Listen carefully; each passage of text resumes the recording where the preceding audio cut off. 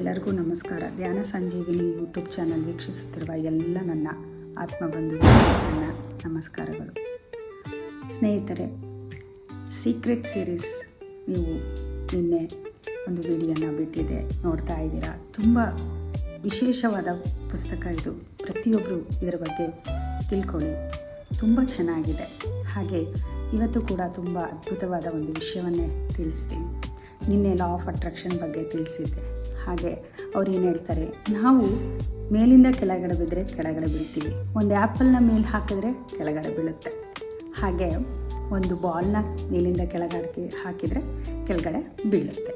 ಇದು ಒಂದು gravitational power. ಇದು ಎಲ್ಲರಿಗೂ ಗೊತ್ತೇ ಇದೆ. ಹಾಗೆ ಲಾ ಆಫ್ ಅಟ್ರಾಕ್ಷನ್ ಕೂಡ ಕೆಲಸ ಮಾಡುತ್ತೆ ಅಂತ ಹೇಳ್ತಾರೆ. ಅಂದರೆ ನೀವು ಏನನ್ನು ಹಾಕ್ತಿರೋ ಅದು ಕೆಳಗಡೆ ಬೀಳುತ್ತೆ. ಒಳ್ಳೆಯದನ್ನು ಹಾಕಿದರೆ ಒಳ್ಳೆಯದು, ಕೆಟ್ಟದನ್ನು ಹಾಕಿದರೆ ಕೆಟ್ಟದು. ಅದಕ್ಕೆ ಲಾ ಆಫ್ ಅಟ್ರಾಕ್ಷನ್ಗೆ ಒಳ್ಳೇದು ಯಾವುದು ಕೆಟ್ಟದ್ದು ಯಾವುದು ಅನ್ನೋ ಅಂತರನೇ ಇಲ್ಲ. ಅದರ ಕೆಲಸ ಅದು ಮಾಡುತ್ತೆ. ಹೀಗೆ ಅದು ವರ್ಕ್ ಆಗ್ತಿರುತ್ತೆ. ಹಾಗೆ ನಮ್ಮ ಒಳಗಡೆ ಕೂಡ ಒಂದು ಲಾ ಆಫ್ ಅಟ್ರಾಕ್ಷನ್ ವರ್ಕ್ ಆಗ್ತಾ ಇರುತ್ತೆ. ಇದು ಹೇಗೆ ಅಂದರೆ, ನಾವು ಉದಾಹರಣೆಗೆ ಯಾವಾಗಲೂ ಕೆಟ್ಟದ ಆಲೋಚನೆ ಮಾಡ್ತಿದ್ರೆ ಕೆಟ್ಟದೇ ನಡೆಯುತ್ತೆ, ಒಳ್ಳೆಯ ಆಲೋಚನೆ ಮಾಡ್ತಾ ಇದ್ದರೆ ಒಳ್ಳೆಯದೇ ನಡೆಯುತ್ತೆ. ಉದಾಹರಣೆಗೆ, ನನಗೆ ಚೆನ್ನಾಗಿಲ್ಲ, ನಾನು ಆರೋಗ್ಯವಾಗಿಲ್ಲ, ನನಗೆ ಕೆಲಸ ಸಿಗಲ್ಲ, ನನ್ನಲ್ಲಿ ಹಣ ಇಲ್ಲ, ಈ ರೀತಿ ಎಲ್ಲ ತುಂಬ ಜನ ಯಾವಾಗಲೂ ಯೋಚನೆ ಮಾಡ್ತಾ ಇರ್ತಾರೆ. ಇದರ ಜೊತೆಗೆ ಅವ್ರು ಏನು ಹೇಳ್ತಾರೆ, ಒಂದು ಭಾವನೆ ಸೇರುತ್ತೆ, ಫೀಲಿಂಗ್.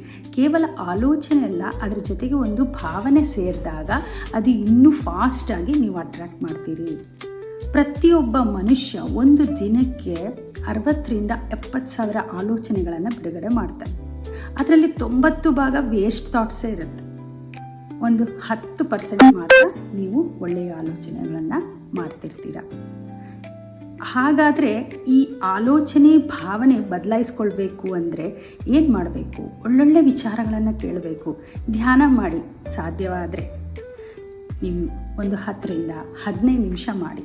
1 ಗಂಟೆ ಮಾಡೋಕ್ಕಾಗಲ್ಲ ಅಂದರೂ ಒಂದು 15 ನಿಮಿಷ ಮಾಡಿ. ನಿಮ್ಮ ಮನಸ್ಸು ಶಾಂತವಾಗತ್ತೆ. ನಿಜವಾಗ್ಲೂ ಈ ಧ್ಯಾನದಿಂದ ನಿಮಗೆ ಎಷ್ಟೋ ಬದಲಾವಣೆ ಆಗುತ್ತೆ. ಹಾಗೆ ನಿಮ್ಮ ಆಲೋಚನೆ ವಿಧಾನ ಬದಲಾಗತ್ತೆ, ನಿಮ್ಮ ಭಾವನೆ ಕೂಡ ಬದಲಾಗತ್ತೆ. ಸತ್ಸಂಗವನ್ನು ಕೇಳಿ, ಆಗ ಕೂಡ ನಿಮ್ಮ ಆಲೋಚನೆ ಬದಲಾಗುತ್ತೆ. ಅದ್ರ ಬದಲಾಗಿ ಯಾವಾಗಲೂ ನಾವು ಕೆಟ್ಟ ವಿಚಾರಗಳ ಇದ್ದ ಒಂದು ನ್ಯೂಸನ್ನು ಕೇಳೋದು, ವಿಷಯಗಳನ್ನ ಕೇಳಿದಾಗ ನಿಮ್ಮ ಆಲೋಚನೆ ನೆಗೆಟಿವ್ ಆಗೇ ಬರ್ತಾ ಇರುತ್ತೆ. ಯಾವಾಗಲೂ ಪ್ರೀತಿ ತುಂಬಿರೋ ಆ ಭಾವನೆ ಇರಿ, ಪ್ರೀತಿಯನ್ನು ಕೊಡಿ, ಇನ್ನೊಬ್ಬರನ್ನು ಪ್ರೀತಿಸಿ, ನಿಮ್ಮನ್ನು ನೀವು ಪ್ರೀತಿಸಿ